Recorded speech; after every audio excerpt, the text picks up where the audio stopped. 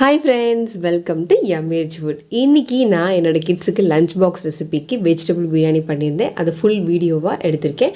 அதுதான் இந்த வீடியோவில் நம்ம பார்க்க போகிறோம். வீட்டிலையே நம்ம பிரியாணி மசாலா எப்படி அரைச்சி இன்ஸ்டண்ட்டாக வெஜிடபிள் பிரியாணி எப்படி பண்ணலாங்கிறத இந்த வீடியோவில் நம்ம பார்க்க போகிறோம்.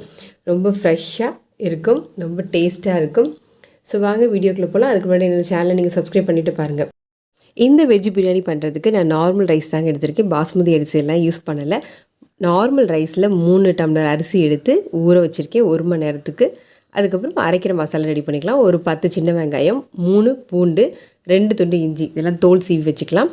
நெக்ஸ்ட் மசாலா பொடிக்கு ஒரு 15 கிராம்பு, ஒரு 4 பட்டை, ஸ்டார் பூ ஒரு 3, ஏலக்காய் ஒரு 20 ஏலக்காய், கல்பாசி கொஞ்சம், 2 இலை, ஒரு 10 முந்திரி பருப்பு.